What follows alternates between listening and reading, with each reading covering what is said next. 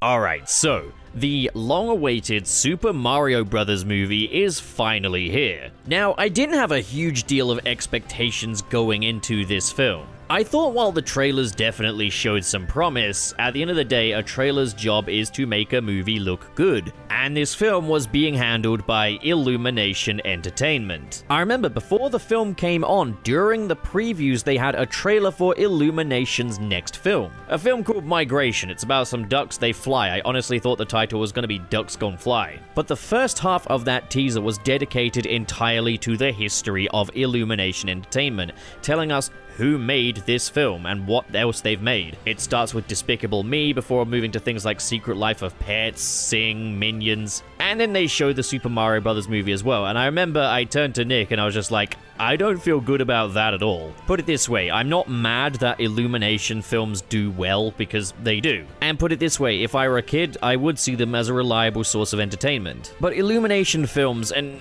particularly some of the ones they showed in that sort of from the makers of section, are just aggressively mediocre. Past Despicable Me, their movies are just not very imaginative. Just vetted fit for consumption stuff, no passion. So the collaboration with Nintendo definitely offered Illumination Entertainment a chance at playing with somebody else's toys. You know, you don't have to do the world building, you don't have to come up with the characters or the character designs or anything. So fortunately, we get an Illumination film where the character designs are not just things like koala bear or dog. Because this is a very distinctive, familiar IP, the creativity's already kind of done for you. And that was, from the first trailer, clearly the approach to this film as well.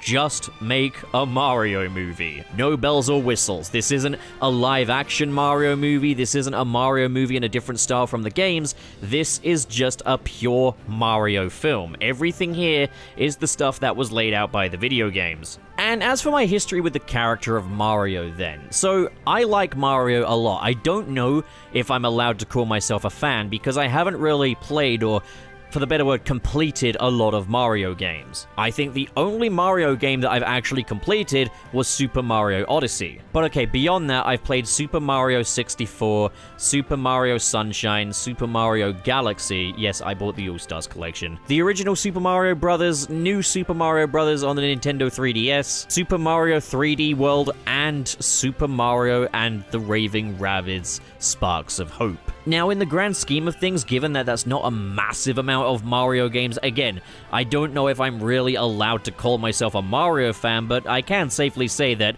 I am a fan of the things I played. In fact, Super Mario Odyssey, I dare say, is a downright masterpiece. And Mario here is giving Illumination Entertainment a chance to kind of prove themselves, prove that they can just make a good movie without having to worry about making their own IP. Because look man, I just can't see the Secret Life of Pets or Sing catching on. And yeah, Minions did catch on, but at what cost? I have no doubt in mind though that the Super Mario Bros. Movie is going to please a lot of people, it's going to make a lot of families very, very happy, and I have no doubt that it's going to make $1 billion because Illumination do have a tremendous marketing house, and the Mario IP is very strong. Mamma mia, you made it this far into the video and you still haven't subscribed? What in the name of spaghetti and meatballs is this all about? Hey, f you boy, why you not subscribe to the channel, pup, yeah? And click on the link in the Patreon in the description below, or I'll fucking kill you, boy. Don't fucking test me. That's a one spicy meatball.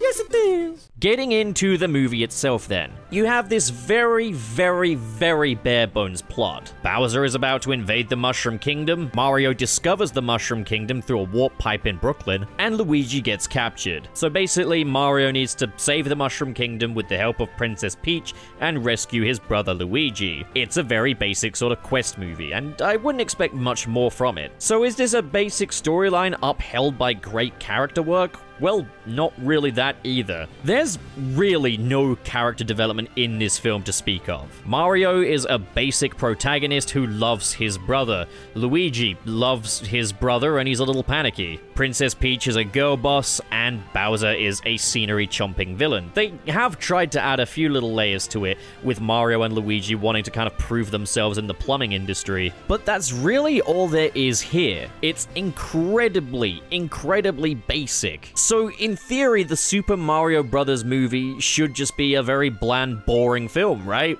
Well, no. As the Super Mario Bros. Movie is like taking a whip-fast trip around a Mario museum, effectively. This thing is absolutely drenched in references and Easter eggs. Mario's world and everything that populates it is at the absolute forefront of this film in every single scene. The references are not subtle either. They don't always play a massive role in the film, but again, it contributes to the world building of this universe. Everything that is here is something where the groundwork was already laid down by the source material. Again, it's a Mario movie through and through. See, typically when we get like these video game movies, it's like the characters are in our world, like in Detective Pikachu and the Sonic the Hedgehog movies, and you've usually got like an audience surrogate character made specifically for the film to guide the audience through all the craziness that is these characters and their little worlds. However, they have done some pretty clever stuff with Mario in this film. See, there is no audience surrogate insert in this film.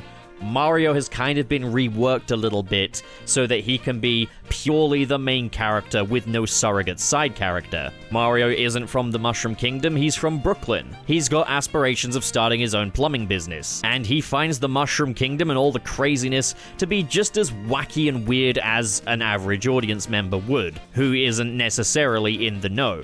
And that's the thing, it's very much an origin story for Mario, which means that we can be better guided through it by Mario as the main character, without any kind of audience surrogate.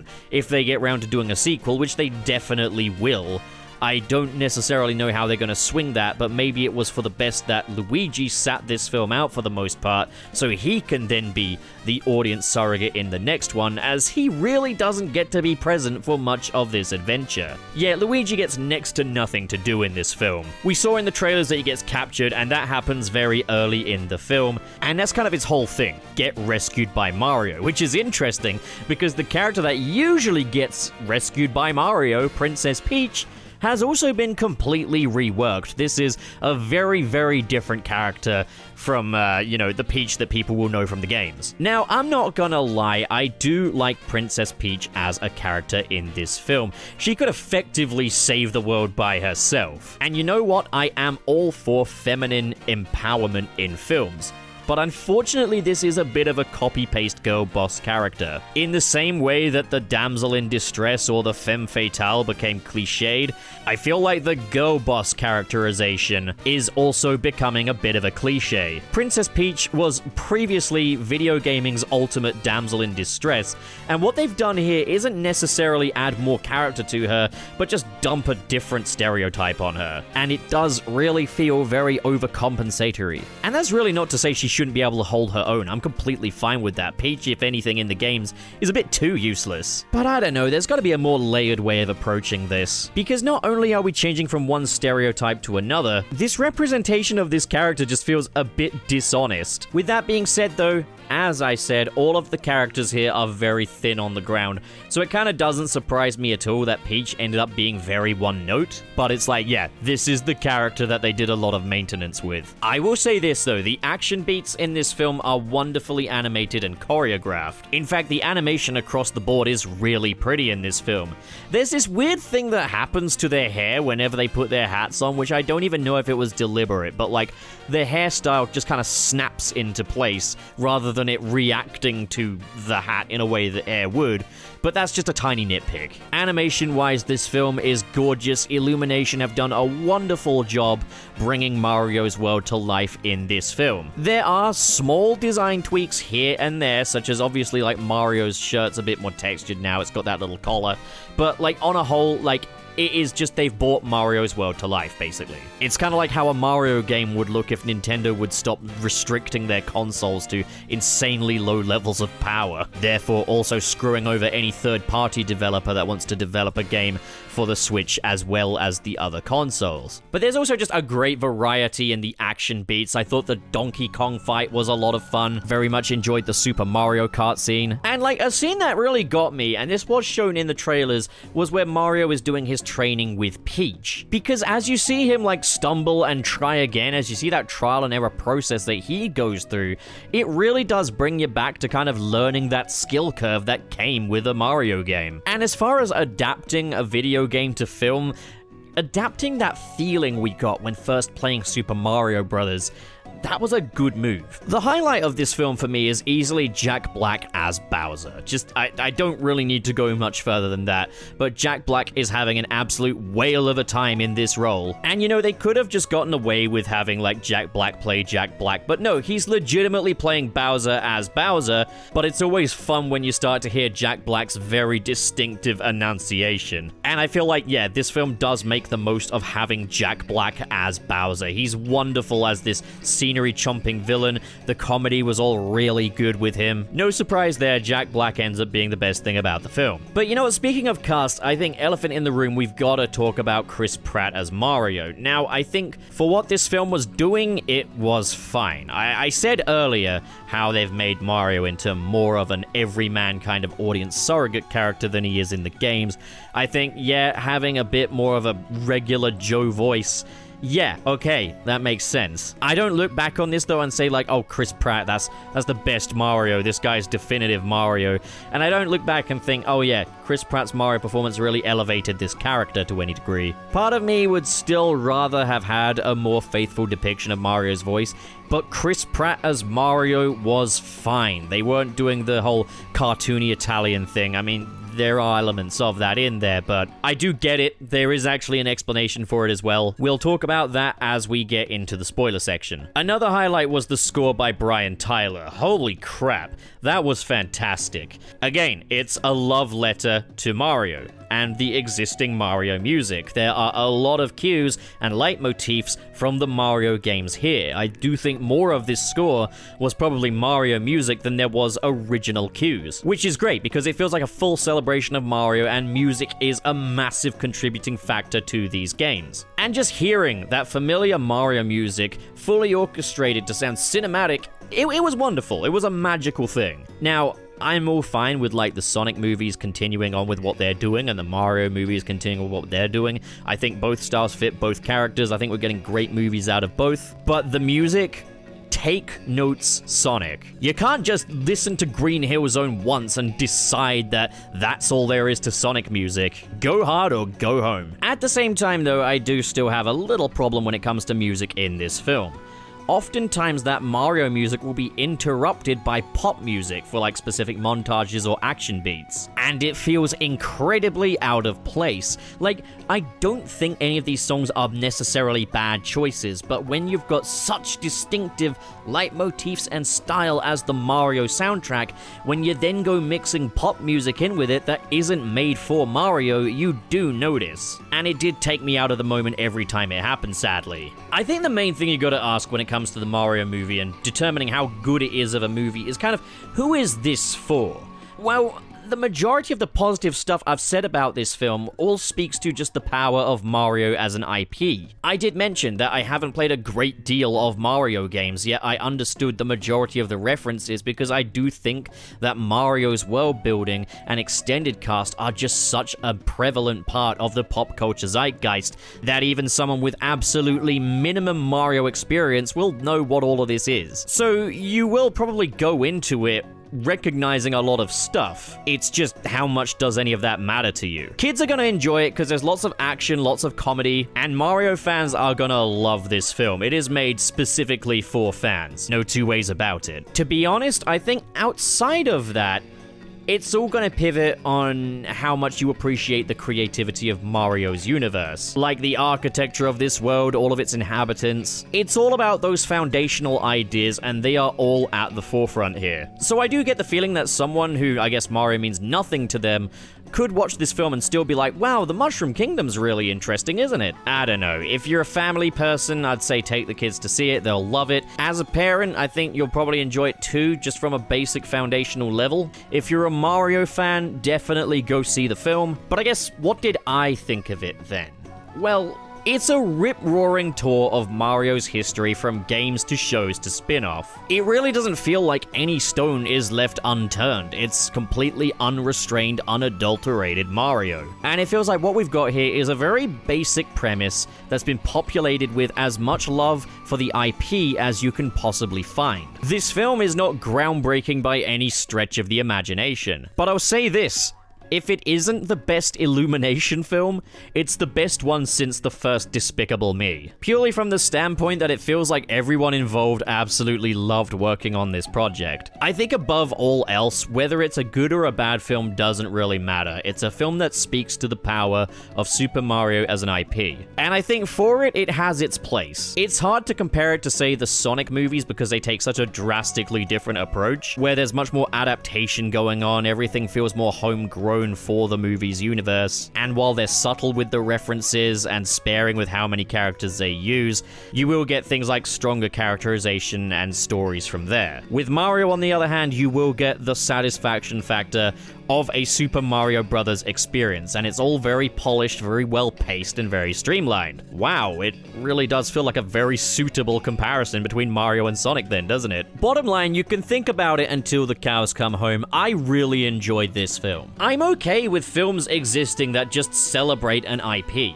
And yes, while it's very flimsy on characters and story, well, that is exactly how Mario's always been anyway. So if anything, it only further plays into the celebration of Mario. By no means do I think films like this should dominate, but they have their place. So now we're going to move into the spoiler section. If you haven't seen the film yet, then this is where you get off. Although I will say there's really not much to spoil here. So spoilers ahoy, let's go. As I said, there's really not a lot to spoil. Mario and Luigi defeat Bowser, they save the Mushroom Kingdom. All that can really be spoiled is who does and doesn't cameo or appear in the film, but I'm not going to list all of that off. I will say this though, I do think the explanation they went with for Chris Pratt's Mario voice was fair enough. See, when the film starts up, we do get that Super Mario Bros. Plumbing commercial, and it's as funny as it was in the preview, but here, Mario actually talks, and he's talking in the classic Mario voice. But when it cuts to him watching the commercial back, he asks if the accent was a bit much, so it's a thing he puts on for show, basically. Similar to what they did with Chip and Dale in Rescue Rangers. But I do like that there's a cameo from the original classic Mario, voiced by Charles Martinet, and that is his role in this film. He still plays Mario. He's really just this unnamed civilian who happens to dress like Mario, but he's praising the Chris Pratt Mario on the Mario voice in the commercial.